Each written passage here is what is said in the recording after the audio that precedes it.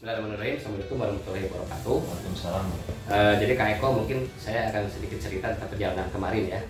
Kemarin itu saya tuh ngaping tim dari Muhibah Angklung. Tim Muhibah Angklung ini kumpulan dari anak-anak muda yang memang mencintai seni dan budaya. Dan mereka spesialisasinya di bidang angklung. Nah, keunikan dari Muhibah Angklung ini, mereka ini memang tujuannya itu memperkenalkan angklung ke luar negeri, jadi keliling. Sudah ada 4 benua yang berhasil mereka taklukkan. Dan itulah bagusnya tim ini, karena mereka itu benar-benar serius. Mereka itu benar-benar digojlok fisik dan mentalnya, sehingga mereka bisa menjadi tim angklung kelas dunia. Nah, beruntungnya mereka menjadikan daerah Malangbong dan daerah Pagar Agung Buna itu sebagai salah satu tempat untuk mereka juga melakukan diklat.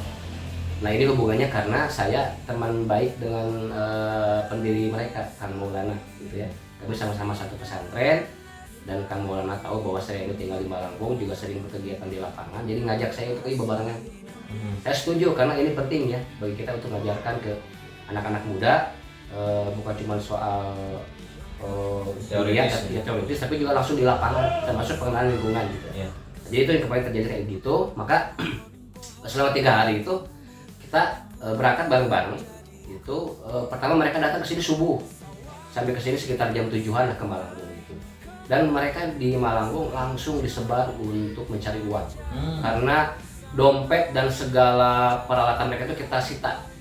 Mereka gimana caranya harus survive dengan diri mereka sendiri. Dan ini menarik.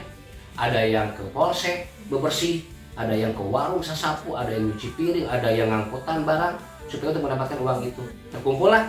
Dan mereka mengapresiasi keramah tamahan warga Malangbong. Jadi luar itu biasa, ya. Keren nih buat Malangbong ya gitu. Mereka sangat-sangat senang dengan keramahan kita gitu.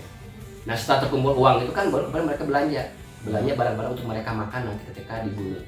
Malam akan mereka camping kan. Nah, kita berangkat lah setelah itu. Kita berangkat harusnya jam 10, ya telat lah jadi jam 11 lebih. Nah, di sini masalahnya, memang masalahnya itu karena mereka itu bukan anak-anak base gunung, itu mereka secara bawaan itu nggak benar-benar diajarkan ilmu packing.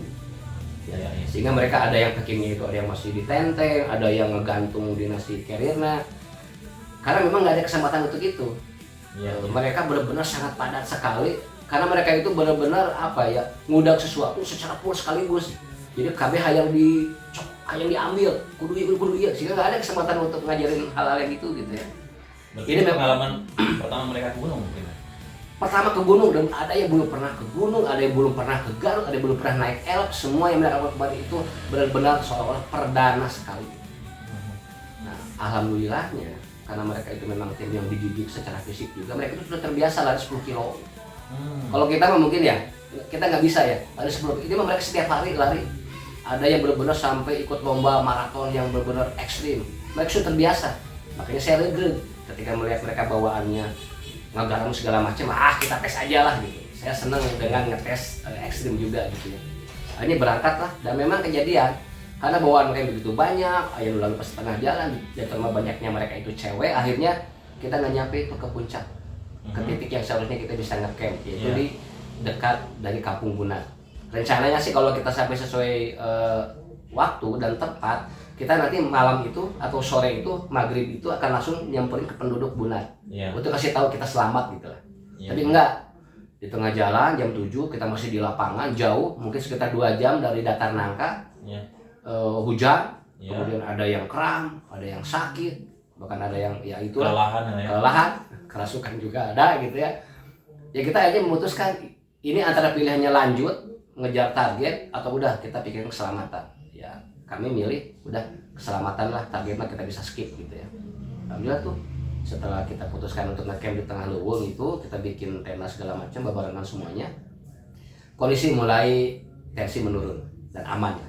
Kalau hujannya itu apakah hanya sebatas misal 2 jam 3 jam atau misal semalaman? Hujan itu mungkin sekitar 3 jam ada. 3 jam ada. Tapi deras gitu. Dan sebelumnya juga ada kayak hujan rintik-rintik, berhenti, hujan rintik-rintik, berhenti, kemudian deras gitu. Dan ketika deras itulah, dan pas itu kita ada di daerah yang benar-benar licin, posisinya sangat-sangat nanjak gitu. Nah, akhirnya kita ngecamp lah ya, karena pasti itu akan ada korban lah kalau kita lanjutkan terus. Dan alhamdulillah tuh besok paginya itu semuanya sudah ceria kembali. yang sakit segala macam itu kembali Cuacanya bagus. cuacanya bagus dan kami benar-benar bersyukur sama Allah Subhanahu Wa Taala karena malam itu nggak ada lagi hujan. Karena memang kita bikin tenda itu kita mewajibkan mereka bawa playset ya, nggak bawa tenda yang seriusan gitu. Artinya juga ya pasti ada bolong-bolong kan, angin segala macam gitu. Jadi alhamdulillah selamat gitu. Terima kasih ya Allah gitu. Lanjutlah kita itu sampailah kita ke Datar Nangka. Di Datar Nangka itu ya setelah perjalanan itu kita kan ada nanam pohon ya. Dari nanam pohon berarti pagi hari. Nanam pohon itu pagi hari berarti. Iya. Ya. Ada 1-2 mungkin yang sebelumnya, tapi secara umum setelah kejadian itulah kejadian badai itulah yang mungkin kita tanamnya lebih banyak gitu ya. Nah itu sampai ke Datar Nangka, baru setelah itu kita turun. Turun juga ternyata agak lama juga karena memang mereka nggak terbiasa di gunung lah. Artinya yang harusnya 2 jam udah nyampe malah jadi 4 jam juga. Makanya kita nyampe ke lapangan bola di Kampung Bunar itu pas banget Jumat. Iya, iya. Tadinya kita sih ingin mengejar Jumatan di masjid penduduk ya. Tempatnya. Nah, tapi enggak. Akhirnya kita Jumatan di lapangan saja, diimami oleh Kang Maulana, pimpinan dari Muhibah Angklung. Baru setelah itulah kita turun gitu. Turun ke warga. Nah, kegiatan di warga itu kita live in. Jadi si peserta yang jumlahnya 35 itu kita bikin jadi 7 kelompok lalu kita sebar ke 7 rumah penduduk. Iya. Dan inilah yang sangat diapresiasi oleh penduduk. Kenapa? Karena rata-rata ini mohon maaf gitu ya. Rata-rata banyak orang-orang yang main kebunan, yang berdiklat segala macam itu mereka hanya mainnya di satu rumah saja. Dan itu membuat rumah yang lain menjadi agak-agak apa? Ada semacam namanya kayak dinyawai gitu. Iya. Nah, kalau kita karena disebar, itu kita juga wajibkan mereka untuk sosialisasi, harus sampai ada wawancara, budak nasabaraha, kumaha. Mereka harus bersosialisasi lah gitu ya. Saya ada rekamannya ketika RT memberikan apa ya wejangan ke para peserta itu gitu ya. Nah, itu mungkin saran juga bagi rekan-rekan yang kalau mau dikat di daerah Bunar itu kalau bisa ketika ada kesempatan live in di penduduk itu jangan di satu rumah aja, sebar. Biar kita dianggap benar-benar kayak dulu oleh mereka. Malamnya nobar kita. Nah karena tim Muhibah Angklung ini pernah mereka bikin film, Kang Maulana ini ketika perjalanan mereka ke Eropa, mereka bikin film yang memang film serius yang untuk ini festival film gitu. Iya. Ya. Akhirnya didukung disponsori oleh tim 9 Matahari, salah satu pembuat film yang terkenal di Bandung gitu. Kita bawa apa ya kayak semacam infocus yang super gitu, yang luminosnya wah itu mah kayak terang lah kayak bioskop asli gitunya. Jadi ya teman benar-benar kayak bikin layar tancap seriusan di Bunar teh gitu. Nah, kita tayangkan tuh film tentang perjalanan mereka selama ke Eropa itu ke para penduduk di Bunar. Dan itu komentarnya sangat bagus. Ada anak-anak sana yang mungkin belum pernah kebayang dia ke luar negeri teh, anak-anak MI atunya SD gitu ya. Isa nama jarang kemana-mana, tiba-tiba melihat ada tayangan orang-orang yang berhasil mencapai impiannya ke luar negeri gitu. Nah tujuan kenapa Muhibah Angklung menayangkan film itu di sana juga ya selain ingin menghibur warga, karena kita juga kayak jadi ayah semacam kacang-kacang kulub gitulah yang hip juga alami sebarang gitunya, layar tancap gitu kan ya, itu biayanya kita babarengan lah gitu.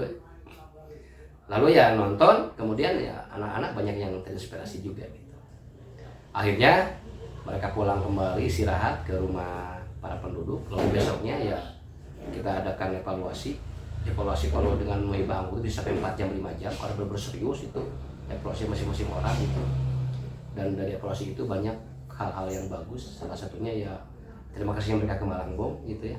Kemudian juga perjalanan yang bagi mereka itu memang death experience, perjalanan hidup dan mati, tapi itu membuat mereka jadi lebih kaya dan mereka sangat bersyukur ikut gitu ya.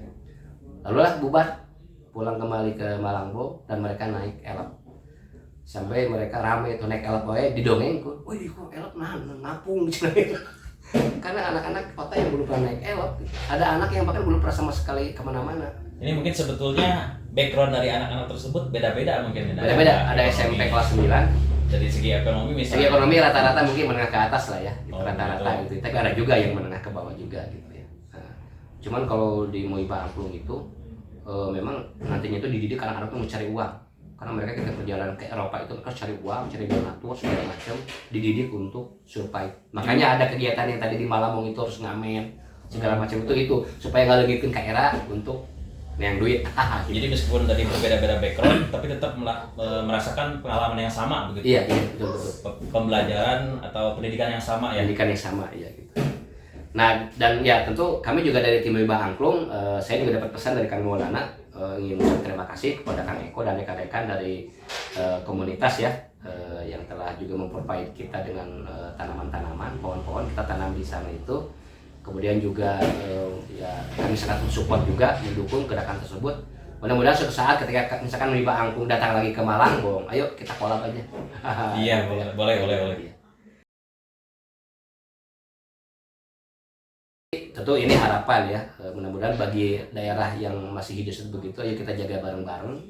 Tapi juga pasti ada daerah-daerah lain, mungkin jalur lain yang sudah mulai terganggu juga gitu, ekosistemnya. Maka ayo bebarengan atau kita nanam pohon, dan memang itu penting.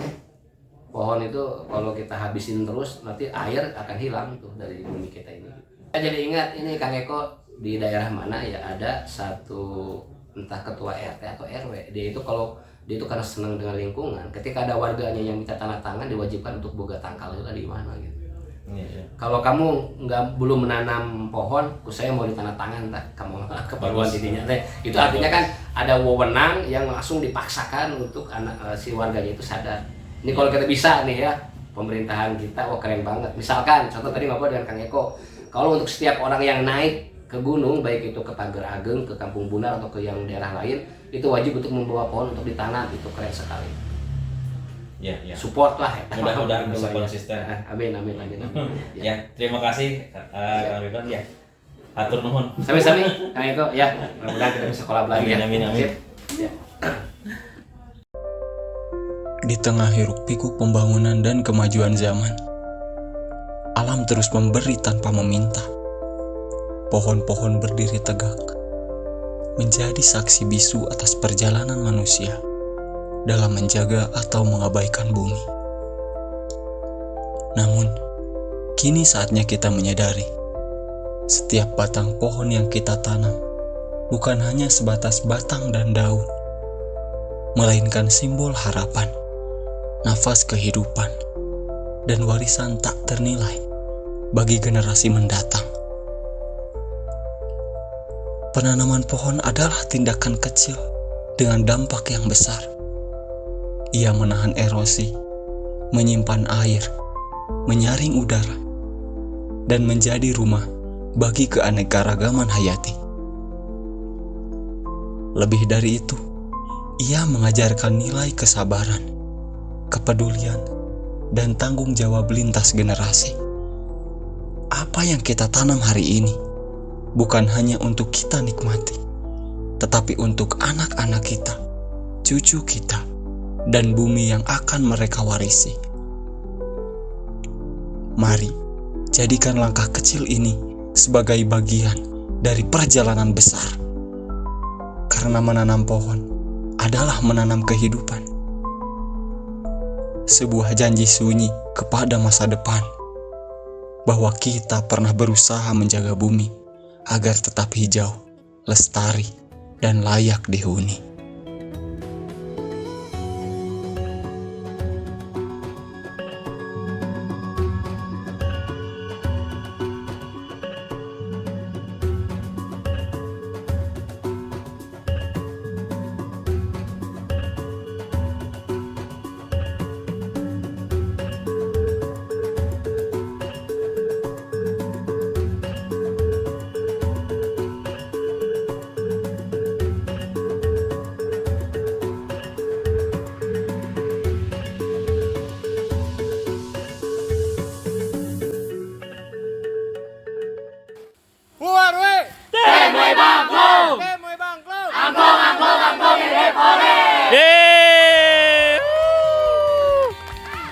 Luar biasa, mantap.